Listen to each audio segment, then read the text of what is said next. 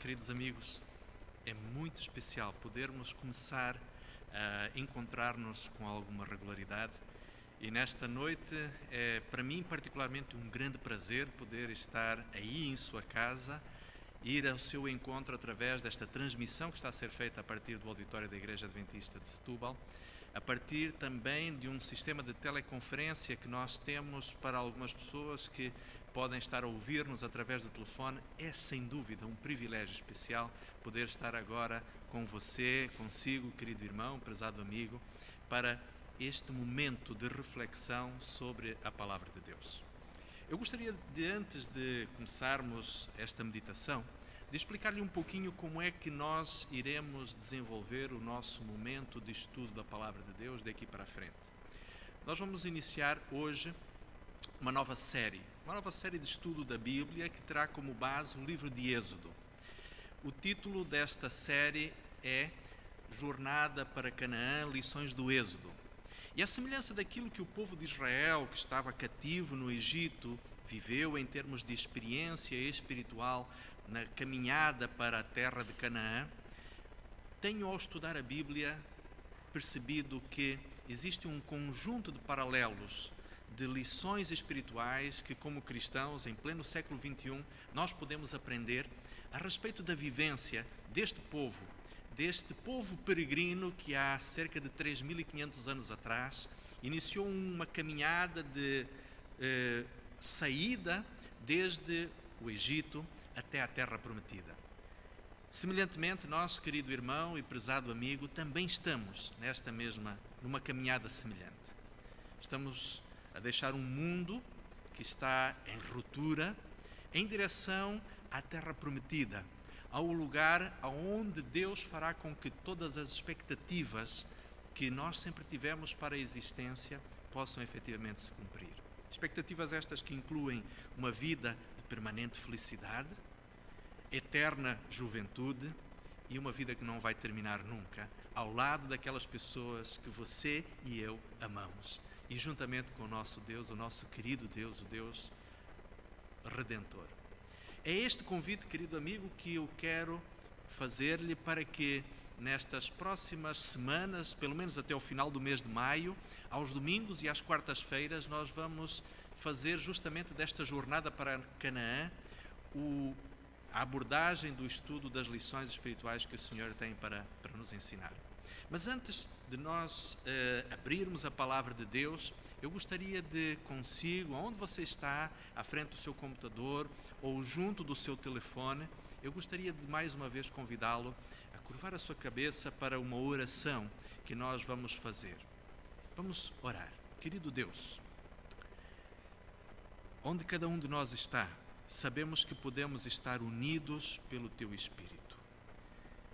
Nestas situações, nesta contingência em que cada um de nós se encontra, nós estamos separados, mas podemos estar unidos através do Santo Espírito, que superiormente nos pode conduzir ao estudo da Tua Palavra. E é justamente a este Espírito, Senhor, que nós pedimos que nos possa dirigir neste exato instante. Em nome de Jesus, pedimos amém, Senhor. Querido amigo, gostaria de convidá-lo a abrir a sua Bíblia no livro de Êxodo, no capítulo 1. O primeiro versículo que vamos ler é aquele que de alguma forma define esta introdução ao livro de Êxodo, em que diz assim: depois, ou entre mentes, se levantou sobre o Egito um novo rei que não conhecera a José. Na verdade, para nós entendermos o livro de Êxodo, precisamos entender melhor um pouquinho daquilo que foi o contexto histórico e social deste mesmo livro. José tinha sido talvez uma das figuras mais notáveis na história do Egito nos últimos anos. Quem tinha governado o Egito durante aquele período, o período da 15ª ou 17ª dinastia, durante o século XVI a.C., o século XVII, mais ou menos, a.C., tinha sido justamente um povo que era um povo estrangeiro. Os Hicsos eram um povo de origem semita e, por serem semitas, eles eram aparentados com os hebreus. Esta talvez a razão pela qual os hebreus, durante o governo em que José foi primeiro-ministro, foram tratados com tanta brandura e com tanta solidariedade. Mas quando nós encontramos no capítulo 1 de Êxodo, a descrição parece que houve uma reviravolta política em que agora os hebreus já não eram tão bem-vindos quanto tinham sido na altura de José. E a história explica-nos que entre a 17ª e a 18ª dinastia houve não só uma mudança de família governante, mas sobretudo houve uma mudança completa no povo que dominou o Egito. Os Hicsos, que tinham durante cerca de 2 séculos sido os faraós e os dominadores, a classe dominante no Egito, tinham sido expulsos por esta que era uma família de príncipes da cidade de Tebas, que tinham retomado o poder para os egípcios. E a 18ª dinastia foi uma dinastia que viveu durante toda a sua duração à sombra do medo do retorno dos Hicsos. É por isto que eu gostaria de convidá-lo a fazer uma breve recapitulação histórica do início da história desta dinastia, da 18ª dinastia. O primeiro faraó deste período foi um senhor chamado Amenhotep I. Este homem era filho, ou melhor, era neto, de um príncipe de Tebas que iniciou a revolta contra os odiados Hicsos. A verdade é que quando Amenhotep subiu ao trono e conseguiu finalmente destruir ou expulsar completamente os Hicsos do Egito, ele dá início, portanto, a esta 18ª dinastia, sendo o seu primeiro rei. Ele teve um filho, Tutmós ou Tutmés I. Em outras traduções ou tradições históricas, ele é chamado Tutmoses I também. Este faraó teve uma filha que viria a ser, inclusive, rainha sobre o Egito. Provavelmente esta rainha, ou esta princesa, Hatshepsut, terá sido a princesa que no livro de Êxodo é apresentado como aquela que adotou Moisés como seu filho, vindo ele também a tornar-se príncipe.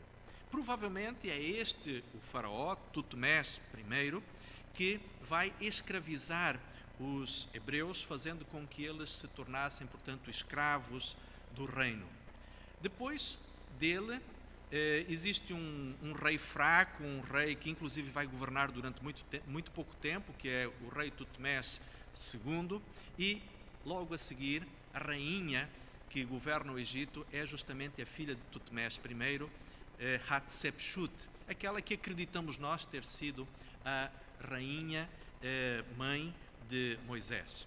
A verdade é que quando Moisés estava como herdeiro do trono do Egito, como o livro de Hebreus nos diz, que ele inclusive tornou-se um dos potenciais herdeiros do Egito, ele teve uma série de dificuldades, porque a sua consciência, a educação que ele tinha recebido até aos 12 anos, da sua mãe hebreia, da sua família judaica, não lhe permitia que ele efetivamente fizesse concessões àquela que era a religiosidade dos egípcios. E isto deve ter criado muitos desconfortos, não só dentro da corte, mas sobretudo para aquela que tinha sido a sua mãe egípcia, provavelmente a princesa Hatshepsut. E vale a pena dizer, querido amigo, que todo este contexto histórico é, diríamos assim, resultado de pesquisas e de estudos, e nós não temos absoluta certeza se os personagens bíblicos que são apresentados no capítulo 1 e 2 de Êxodo eram efetivamente estes personagens, mas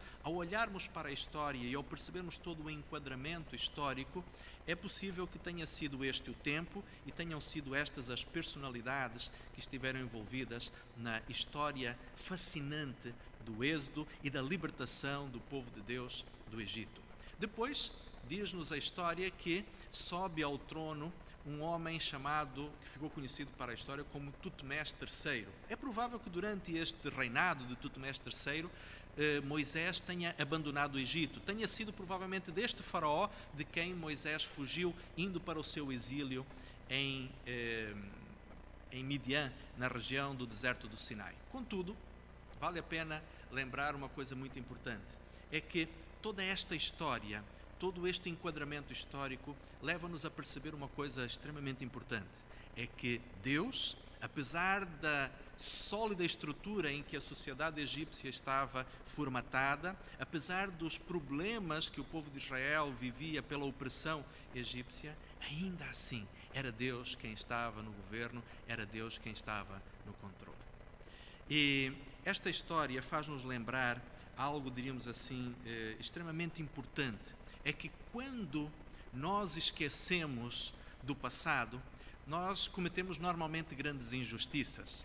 Quando você e eu esquecemos a forma como Deus tem nos cuidado, como Deus tem nos guiado, normalmente a nossa fé vem a fraquejar. Com o povo egípcio não foi diferente. A história conta-nos que em determinado momento levanta-se um faraó que não conheceu José. Não quer dizer que talvez ele não tenha conhecido a história do grande governador hebreu que libertara o povo de Israel, o povo egípcio, de uma fome que poderia ter sido o fim da civilização egípcia.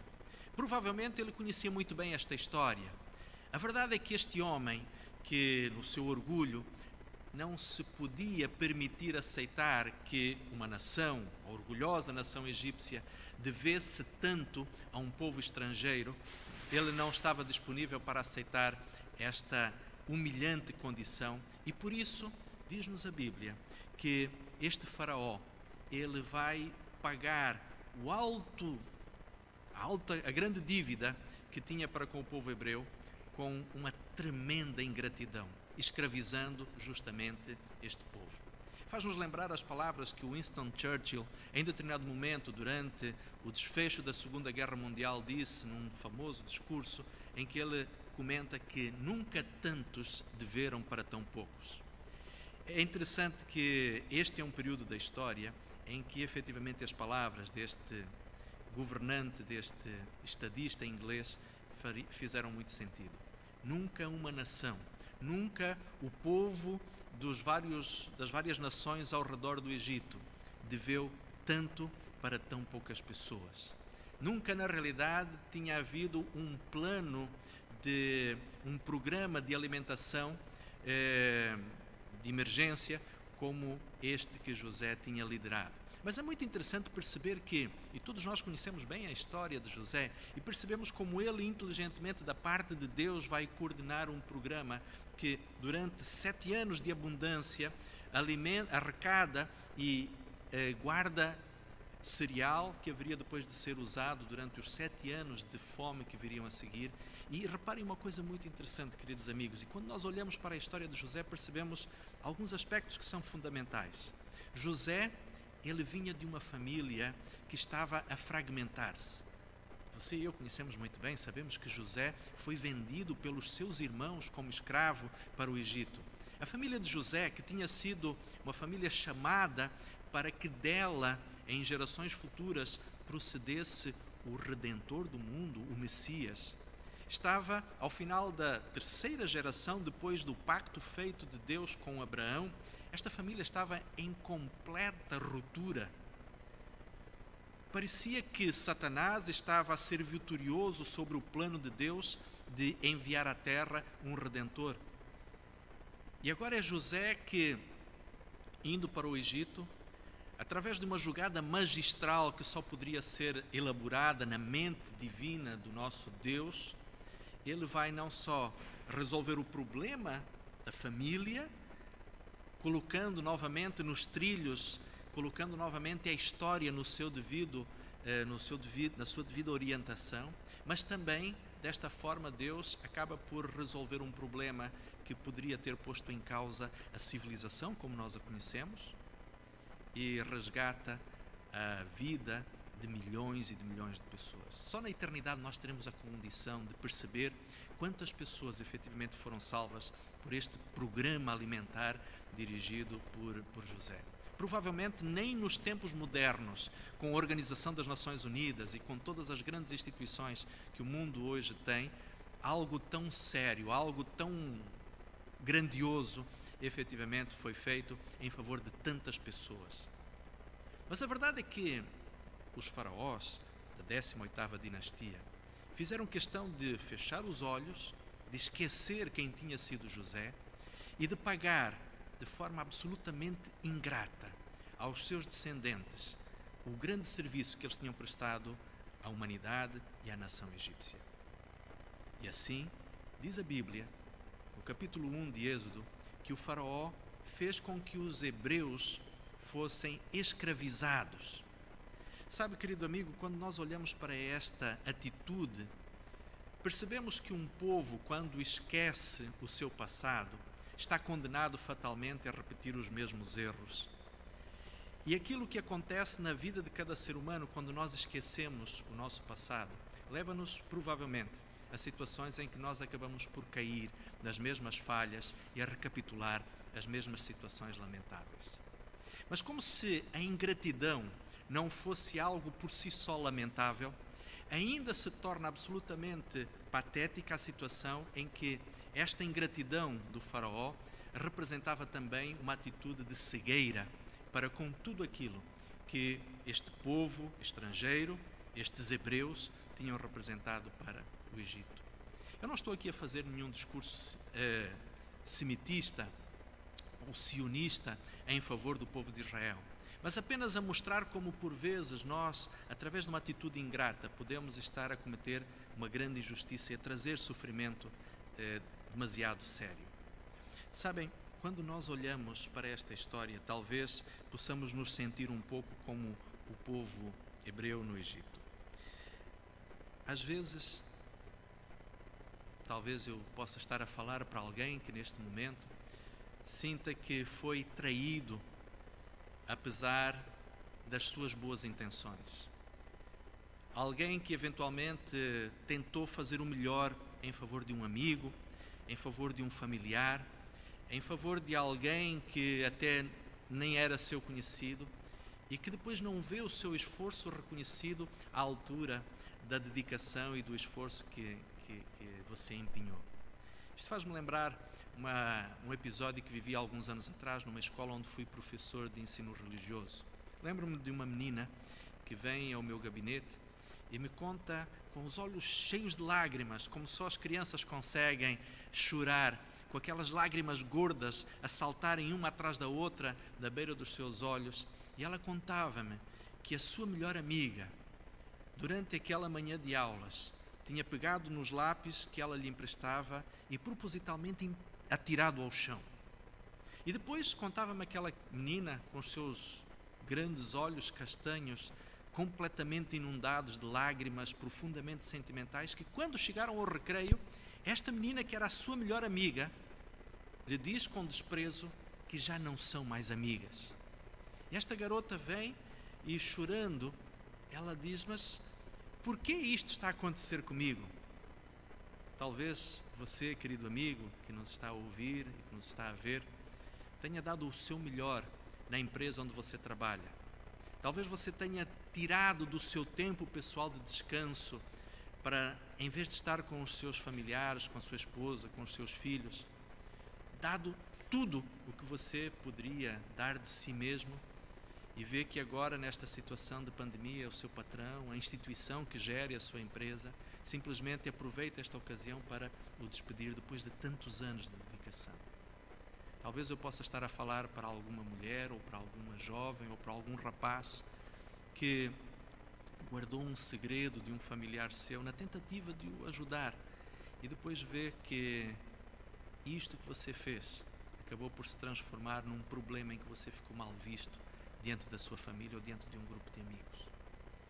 Querido amigo, deixe-me dizer-lhe uma coisa: ser traído, ser atraiçoado é uma das coisas mais difíceis na existência humana. É um soco que nós levamos no osso do peito que não é fácil de aguentar. E posso lhe dizer que, como pastor, infelizmente tenho vivido circunstâncias com muito mais frequência do que gostaria, circunstâncias assim. Mas também lhe posso dizer, querido amigo, que em Jesus Cristo nós podemos encontrar a paz que nos ajude a romper com esta escravidão, com esta opressão que o sentimento de injustiça nos traz. Às vezes acontece que quando nós nos sentimos traídos por alguém, é como se de alguma forma este sentimento de injustiça nos colocasse debaixo do domínio escravizador daquela pessoa que nos magoou, daquela pessoa que nos atraiçoou. Os nossos pensamentos e os nossos sentimentos tornam-se cativos deste sentimento e nós, de alguma forma, acabamos por nos tornar carcereiros de nós mesmos. Mas permita-me, querido amigo, lembrar-lhe as palavras que Jesus disse em João, no capítulo 8, no verso 32, quando neste texto bastante conhecido, Jesus diz: "E conhecereis a verdade, e a verdade vos libertará." A verdade tem um poder libertador, queridos. O nosso cérebro funciona muito bem no modo verdade. A mentira é alguma coisa que contraria o funcionamento habitual da nossa mente. Nós fomos formatados por Deus para que o nosso cérebro funcionasse sempre em favor ou do modo verdade. Nós preferimos conhecer a verdade, mesmo que ela represente uma notícia triste e dolorosa, do que sermos enganados por uma bonita mentira. Mas há um detalhe interessante, é que no mesmo Evangelho de São João, no capítulo 16, ou no capítulo 14, Jesus vai dizer o seguinte: "Eu sou o caminho, a verdade e a vida." Isto leva-nos à importante compreensão de que a verdade que liberta é na realidade uma pessoa. E Jesus, querido amigo, prezado irmão, Jesus, Ele está disposto a ser o teu libertador neste momento. E quando, no mesmo Evangelho de João, no capítulo 17, no verso 7, Jesus disse: "Pai, santifica-os na verdade, porque a tua palavra é a verdade." Você quer encontrar a verdade, você quer ter contato presencial com a verdade, pois muito bem, é na Bíblia que você e eu podemos encontrar esta verdade. É nas páginas da Escritura, como Jesus dizia, que nós o podemos encontrar, porque elas efetivamente testificam de Jesus como o nosso Cordeiro, como o nosso Salvador, como o nosso Redentor, como o nosso amigo, o Emanuel, que está conosco, que nos abraça, que nos acarinha, que nos auxilia nos tempos difíceis e nos momentos de alegria também. Mas eu queria partilhar consigo uma outra ideia muito importante. A verdade liberta e a mentira oprime. E Satanás é especialista em oprimir a humanidade com 3 importantes mentiras. A mensagem satânica pode ser resumida de alguma forma em 3 grandes mentiras que ele tem contado à humanidade. E cada uma destas mentiras não tem como propósito algum libertar. Pelo contrário, se a verdade liberta, a mentira de Satanás deixa-nos cada vez mais deprimidos, reduz em nós aquilo que é a alegria da existência humana. A primeira grande mentira que Satanás nos conta é que o mal é invencível. E permita-me só aqui um pequeno parênteses. Há pessoas que gostam de assistir filmes de terror. A mensagem que é passada nestes filmes é inevitavelmente esta: o mal é invencível. Até pode ser que na trama do filme haja lá um herói ou um mocinho que encontra uma solução para vencer o mal que apavorava ao longo da história. Mas a realidade é que sempre a mensagem final é esta, de que o mal de alguma forma não é completamente vencido e ele vai voltar. Isto não é só uma forma de fazer com que o filme de terror tenha a condição de ser feita uma sequência. Isto é uma mensagem que vem do próprio Satanás. Mas há uma coisa interessante, é que Satanás ele faz a questão de mostrar à humanidade que aparentemente o mal é invencível e que não vale a pena nós fazermos o que é certo, nós fazermos o que é bom ou o que é a vontade de Deus. A segunda mentira que Satanás tem feito gerações após gerações serem escravizadas debaixo desta ideia é que Deus não se importa conosco, Deus não tem nenhum interesse com a humanidade, Ele nem sequer ouve as nossas orações. Algumas pessoas por vezes têm comentado comigo: pastor, eu acredito em Deus, não tenho dúvidas que Deus existe, mas Deus não responde às minhas orações. Tenho ouvido pessoas dizerem que sentem que a sua oração não passa do teto. Sentem-se como se estivessem a falar para o vazio. Sabem, esta é uma mentira que Satanás tem feito questão de ensinar a milhões de pessoas, gerações após geração. A terceira mentira que Satanás faz questão de contar à humanidade e que quem sabe até já tenha falado consigo, já tenha feito esta mentira insinuar-se no seu coração, é que nós já fomos longe demais e o nosso pecado não tem mais perdão. Esta é também uma das poderosas mentiras que o inimigo de Deus tem contado à humanidade. Mas nós estamos aqui para falar de Deus e nós estamos aqui para exaltar as mentiras que Satanás tem apresentado. Por isso, querido irmão e amigo, eu queria desde já convidá-lo a olhar para aquilo que a Bíblia nos diz, que são poderosas promessas que contestam de forma absoluta cada uma destas mentiras. Eu poderia lhe apresentar aqui dezenas de textos bíblicos, mas escolhemos apenas alguns versículos para que possam, dentro daquilo que provavelmente você e eu conhecemos da palavra de Deus, recordar-nos que estas ideias que Satanás tem contado à humanidade são absolutas mentiras e que a verdade, efetivamente, é aquilo que Deus nos promete, aquilo que Deus quer fazer na nossa vida. O primeiro texto que quero partilhar consigo encontramos-lo em Romanos capítulo 12. É uma daquelas afirmações poderosas. E repare que a primeira mentira que Satanás diz é que o mal é invencível e que não vale a pena nós fazermos o bem.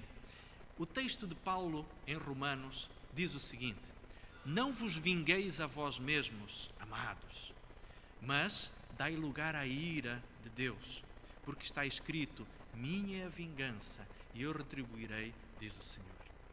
O que este versículo que lemos até agora nos diz de forma muito clara é que Deus efetivamente haverá de um dia fazer com que a justiça ponha no seu devido lugar tudo aquilo que está errado. Se você sente que foi injustiçado, se você sente que alguma coisa não está a correr bem na sua vida, Deus um dia vai colocar as coisas no seu devido lugar. Deus vai restaurar o direito e fazer com que tudo seja como efetivamente deveria ser. Mas vejam aquilo que no verso 21 o apóstolo Paulo diz, no capítulo 12 de Romanos, no verso 21, não te deixes vencer do mal, mas vence o mal com o bem.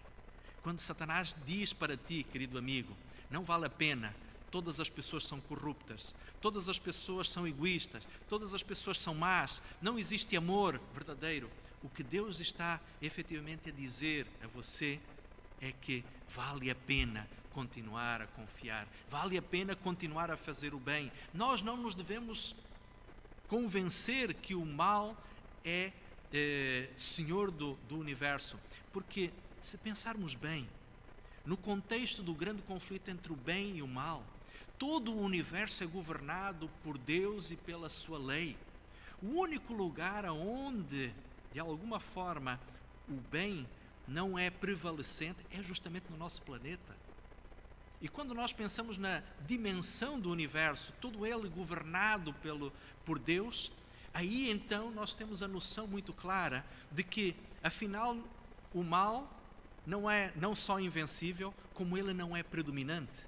Deus, ele nos convida a prevalecermos, a perseverarmos na observância da sua vontade e da sua lei, porque o bem finalmente haverá de prevalecer.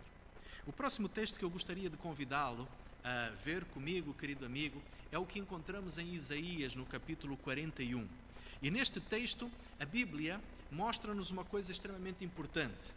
Quando a segunda mentira de Satanás nos ensina que nós não somos alvo da atenção de Deus, aqui nós podemos perceber que Deus, através das palavras do profeta Isaías, diz assim: tu és meu servo, a ti eu te escolhi. Deus está a dizer de uma forma muito direta para cada um de nós: nós somos alvo da atenção de Deus, nós fomos escolhidos por Deus. Mas o texto continua dizendo: a ti te escolhi e não te rejeitei. Não temas, porque eu sou contigo. Não te assombres, porque eu sou o teu Deus. Eu te fortaleço, eu te ajudo, eu te sustento com a destra da minha justiça. Se alguma dúvida existisse em relação ao interesse de Deus por cada um de nós, e se este fosse o único texto da Bíblia que falasse sobre este assunto, querido amigo, você e eu poderíamos ficar completamente tranquilos em relação ao compromisso que Deus tem para conosco, Mas graças a Deus que a Bíblia tem dezenas de outras promessas, onde ideias como esta são vincadas e sublinhadas de uma forma que nós não podemos efetivamente esquecer. O terceiro versículo que queria partilhar consigo, querido irmão e amigo, em relação a esta situação, é aquele que encontramos em Miqueias no capítulo 7, no verso 18 e 19, quando muitas vezes o inimigo assalta a nossa mente com a ideia de que o nosso pecado não tem solução e de que Deus não está disponível para nos perdoar. Eu queria que você prestasse muita atenção nas palavras deste versículo, ou destes dois versículos, porque eles vão tocar em aspectos que talvez você, ao ler este texto, ainda não tenha se apercebido dele. Veja aquilo que em Miqueias, no capítulo 7, Deus diz: quem, ó Deus, é semelhante a ti, que perdoas a iniquidade? Sabe, na língua hebraica, prezado irmão e amigo, existem palavras diferentes para pecado. E uma delas, a palavra iniquidade, tem que ver aqui com a ideia daquele que é o pecado intencional.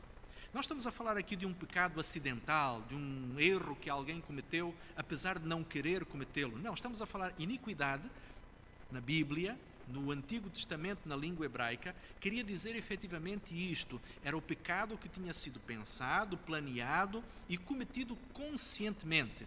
Quando uma pessoa comete iniquidade, ela sabe o que está a fazer e sabe qual é o efeito que isto vai ter em relação à vontade de Deus. Mas é interessante, e se você olhar novamente para este verso, vai perceber que Deus está disponível a perdoar inclusive as nossas iniquidades. Quando você e eu nos damos conta de que, ao termos feito alguma coisa por egoísmo, por prazer, por puro hedonismo, de satisfazermos as nossas próprias necessidades, apesar de sabermos que isto não agradava a Deus, que isto não ia ao encontro da vontade de Deus, ao tomarmos consciência de que isto foi errado e ao voltarmos a Deus arrependidos e contritos, a Bíblia diz que Deus está disponível a perdoar inclusive estes pecados intencionais. Talvez, neste momento, enquanto me dirijo a si, querido amigo, querida amiga, você esteja a pensar numa série de coisas que você fez recentemente, que sabia que estavam erradas, que conhece que, através da Bíblia, isto não é aquilo que Deus espera de um filho de Deus, mas ainda assim você fez isto. Acredite, Deus está disponível para perdoar inclusive estes pecados, desde que no seu coração haja disponibilidade para se arrepender e para confessar estes mesmos erros. Mas o texto continua dizendo: quem, ó Deus, é semelhante a ti, que perdoas as iniquidades e que te esqueces da transgressão do resto da tua herança? O Senhor não retém a sua ira para sempre. E repare que, interessantemente, aqui Deus é apresentado como alguém que se ira. E por que Deus se ira? Por uma razão muito simples. É que Deus odeia o pecado, apesar de amar o pecador. Se você é pai ou mãe, você entende Deus muito bem nessa situação. Você pode ficar furioso com o fato do seu filho ou da sua filha terem estragado alguma coisa aí em casa. Você pode ter ficado aborrecidíssimo com o seu filho ou com a sua filha por ter feito alguma coisa que você lhe tinha dito que não era para ser feito. Mas, apesar disso, você continua a amar o seu filho, você continua a amar a sua filha.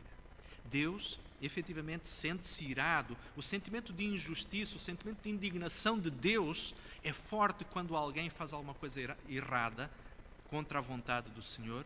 Não porque Deus nos odeie por aquilo que nós fazemos, mas porque Ele odeia aquilo que os nossos pecados fazem em relação à nossa conexão com Deus.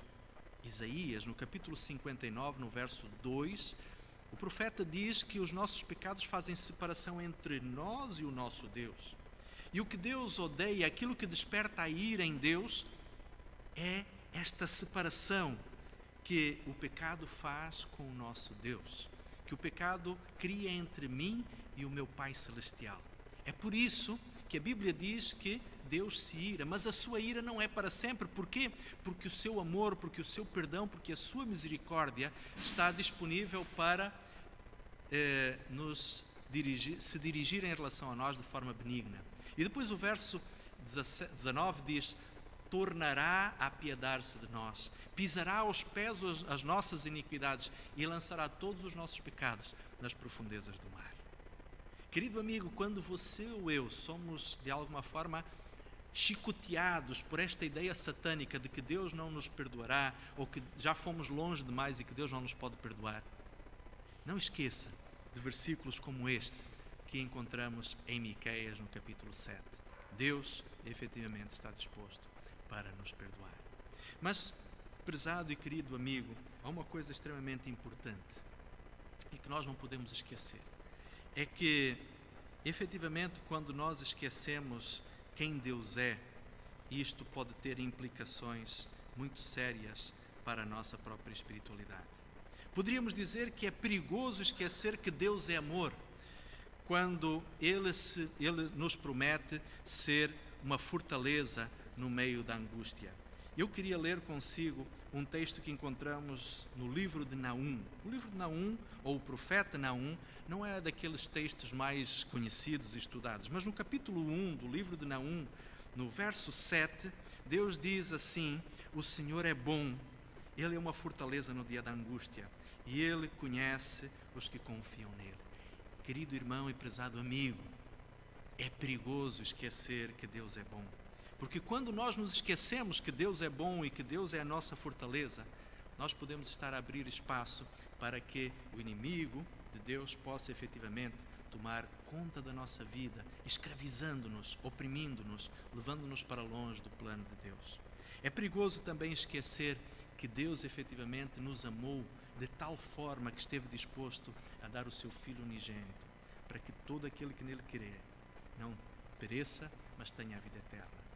Estas palavras você conhece-as muito bem, estão em João capítulo 3, verso 16. É perigoso também esquecer que Deus é misericordioso. E para isso eu gostaria que você lesse comigo Lamentações de Jeremias capítulo 3, verso 22. Em Lamentações de Jeremias capítulo 3, verso 22, é dito ali o seguinte: as misericórdias do Senhor são a causa de não sermos consumidos, porque as suas misericórdias não têm fim. Novas são a cada manhã, e grande é a tua fidelidade. É perigoso você e eu, querido irmão e prezado amigo, esquecermos que Deus efetivamente é misericordioso. Mas mais perigoso do que esquecer que Deus é misericordioso é esquecermos que Ele é vitorioso. E para isso eu gostaria de convidá-lo a lermos no primeiro capítulo do livro de Apocalipse, os versículos 17 e 18.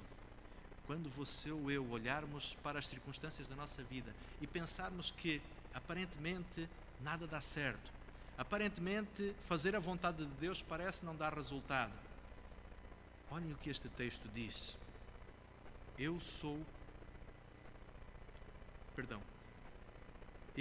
quando o vi, caí aos seus pés, diz João, caí como morto, e ele pôs sobre mim a sua destra, dizendo-me: não temas, eu sou o primeiro e o último, eu que vivo e fui morto, mas eis que estou vivo, e para todo sempre. Amém. Tenho as chaves da morte e do inferno. Leia agora comigo o verso 8 deste mesmo capítulo, Apocalipse capítulo 1, verso 8, em que Jesus diz: eu sou o Alfa e o Ômega, o princípio e o fim, diz o Senhor, o que era e que há de vir, o Todo-Poderoso. Repare aqui, prezado irmão e amigo, que Deus no fundo está-nos a dizer que Ele efetivamente é o que já garantiu a vitória. Seguirmos a Deus é realmente um sinal de vitória.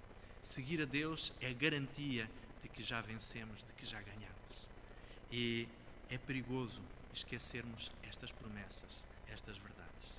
Talvez neste momento, querido amigo, prezado irmão, quando você se ligou a esta, fez, portanto, a sua conexão com esta palestra pelo canal do YouTube da Igreja Adventista de Setúbal, ou está a ouvir-nos através do sistema de teleconferência, talvez você tenha no seu coração a ideia de que não vale a pena.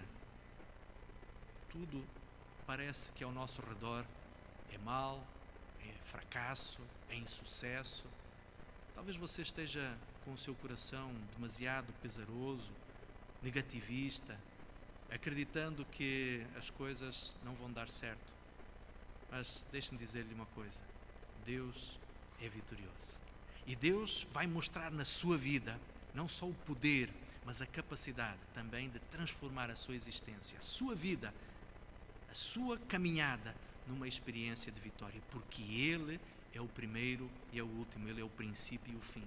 E aqueles que estiverem ao seu lado haverão efetivamente de ser vitoriosos. Esta, querido irmão e amigo, é uma das importantes lições que o livro de Êxodo nos ensina, é que aqueles que caminham ao lado de Deus serão vitoriosos. Aqueles que estão ao lado do Senhor haverão de ver os seus inimigos serem derrotados. Esta é a oração que eu queria que ficasse no seu coração, e que Deus o abençoe, que Deus o fortaleça. É a minha oração nesta noite. Amém. Antes de me despedir de si, querido